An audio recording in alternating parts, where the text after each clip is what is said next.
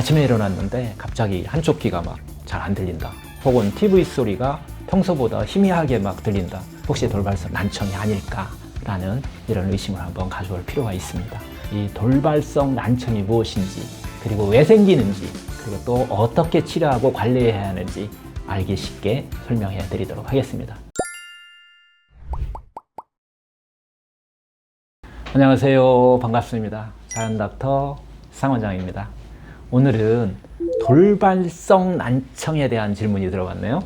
돌발성 난청, 갑자기 귀가 먹먹해지거나 소리가 잘 안 들린다라고 하면은 이 돌발성 난청을 한번 의심해 봐야 됩니다. 아침에 일어났는데 갑자기 한쪽 귀가 막 잘 안 들린다. 혹은 TV 소리가 평소보다 희미하게 막 들린다.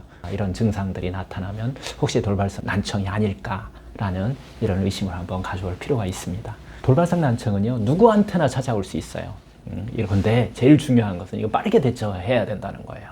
결국은 빠르게 대처하지 않으면 영구적인 어떤 청력의 손실로 이어질 수 있기 때문에 빠른 대처가 가장 중요합니다. 오늘의 영상에서는 이 돌발성 난청이 무엇인지, 그리고 왜 생기는지, 그리고 또 어떻게 치료하고 관리해야 하는지 알기 쉽게 설명해 드리도록 하겠습니다.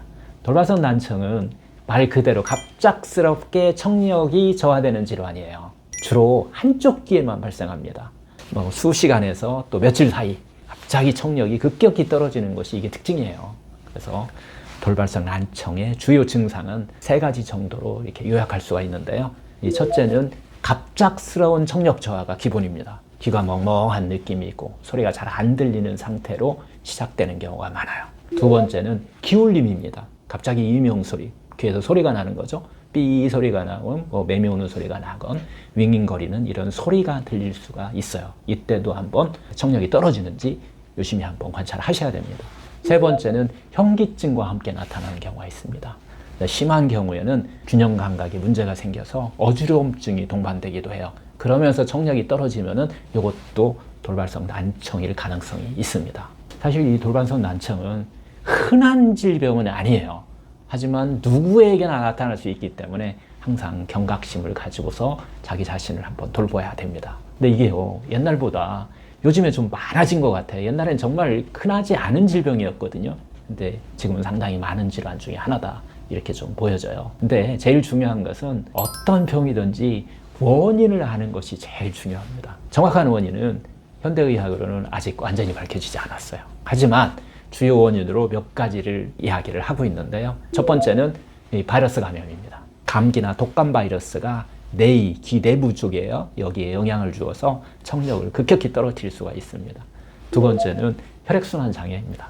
마찬가지로 뇌로 가는 혈류가 부족해지면은 귀의 신경세포가 손상되어 가지고서 이 돌발성 난청이 발생할 수 있습니다. 세 번째는 스트레스와 과로입니다. 스트레스는 혈액순환에 영향을 미치고 있고요.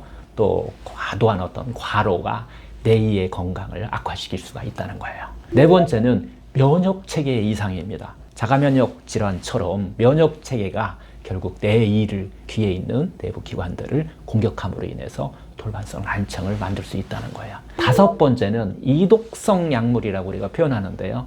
그 약물 부작용이에요. 특정한 약물이 사람마다 다르지만은 그런 약물을 장기 복용하거나 특정한 약물을 복용했을 때 귀신경을 손상시킬 수도 있다는 것입니다. 또 흡연이나 음주, 과도한 음주 같은 거, 또 고혈압과 당뇨병은 돌발성 난청의 주요 원인 중에 하나라고 이렇게 볼 수가 있어요. 치료는 자신의 원인이 무엇인지 이걸 아는 것이 제일 중요해요. 나는 어떤 것 때문에 이 돌발성 난청이 왔는지 이것을 한번 찾는 것이 제일 중요하고요. 그렇게 한 다음에 어떻게 치료하면 좋은지 한번 알아보도록 하겠습니다. 돌발성 난청은 증상이 나타난 후에 황금 치료 시간이 있어요. 골든타임이라고 우리가 얘기를 하는데, 이 시간이 첫 증상이 나타난 뒤에 2주 이내를 치료를 시작하는 것이 제일 중요합니다. 이 치료 시기를 놓치면 청력 손상이 되고 영구적으로 청력을 잃을 수도 있다라고 하는 것이에요. 그래서 병원에서의 치료법은 원인에 따라서 치료는 분명히 다르지만은 첫 번째는 스테로이드 치료입니다.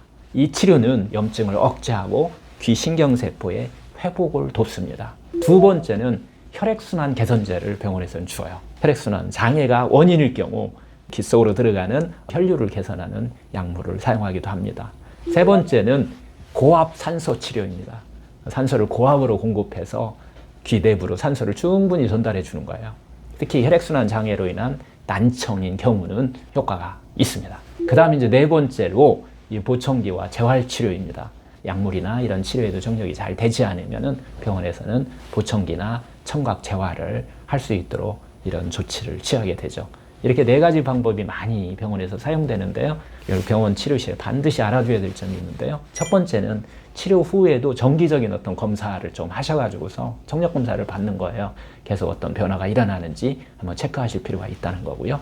두 번째는 결국 스트레스를 좀 줄이시고 건강한 생활 습관을 유지함으로 인해서 재발 없이 치료 효과가 극대화될 수 있도록 여러분 스스로 건전한 생활 습관을 들이는 것이 중요합니다. 그래도 병원 없는 세상에서 자연 치유하는 방법, 잘못된 생활 습관을 방법을 좀 구체적으로 자연 치유력을 높이는 방법을 좀 말씀드리면은요.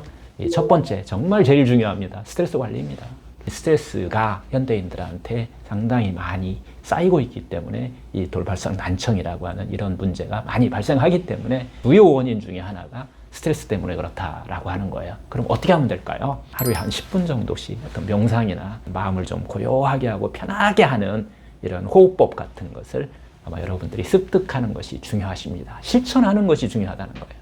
두 번째는 귀 건강에 좋은 어떤 음식들입니다. 마그네슘이 풍부한 음식들, 견과류나 뭐 바나나 같은 것들이라고 그랬죠? 오메가3 지방산이 풍부한 것들도 귀 건강에 많은 도움이 돼요. 연어나 고등어 뭐 이런 것들이고요. 식물성으로는 들기름 같은 거에 충분히 많이 들어있으니까 오메가6가 많은 지방산보다는 오메가3가 많은 지방산들을 좀 섭취하시는 것이 도움이 됩니다. 그 다음에 비타민 C와 E가 풍부한 이런 음식들이에요. 특히 이제 사과나 뭐 블루베리, 시금치 같은 이런 자연식품들은 항산화 작용과 함께 이런 영양소들이 귀 신경을 보호하는 역할을 해주기 때문에 이런 식품들을 찾아서 좀 드시면 도움이 받을 수 있습니다. 세 번째는 생활습관 개선입니다. 금연과 금주 뭐 이런 것들은, 담배는 귀로 가는 혈류도 상당히 좀 방해해요. 그런 것들을 조금 자제하시는 것이 좋고요. 그 다음에 이제 제일 중요한 것 중에 하나가 잠자는 습관이에요. 하루에 6시간 이상 충분히 숙면을 취할 수 있는 그런 생활 습관이 귀 건강을 지키는 가장 중요한 또 요소이기도 해요. 또 운동 같은 경우도 상당히 좀 중요합니다. 자연닥터가 권하는 태초 운동법, 누워서 하는 거, 걸으면서 하는 거, 앉았다 일어났다 하는 거, 뭐 이런 것들은 혈액순환을 돕는 가장 기초적인 거기 때문에 그런 것들을 실천을 좀 권장드리고요. 네 번째는 귀를 쉬게 하는 것입니다. 이어폰 사용을 좀 줄이는 것이 상당히 중요해요. 큰 소음이 있는 환경에서는 뭐 귀마개 같은 걸 사용하시든지 그런 환경들을 자제하시고 피하시는 것도 중요합니다. 귀 주변을 좀 마사지 해주시는 것도 상당히 중요합니다. 그리고 마찬가지로 따뜻한 것으로 이렇게 찜질 같은 것은 혈액순환을 개선하는 데 상당히 좀 도움이 된다라는 말씀을 드리고 싶어요. 결국은 스트레스를 좀 줄이고 혈액순환을 개선하는 방법입니다. 이 돌발성 난청, 뭐 하여튼 누구에게나 갑작스럽게 찾아올 수가 있다라고 하는 거, 하지만 빠른 치료와 올바른 관리로 충분히 극복할 수 있다라는 내용으로 말씀드렸는데, 여러분들의 귀 건강을 지키기 위한 오늘의 정보가 좀 도움이 되었길 바랍니다. 지금까지 병원 없는 세상을 꿈꾸는 저는 자연닥터 상원장이었습니다. 다음 영상에서도 더 유익한 이야기로 찾아뵙겠습니다. 감사합니다.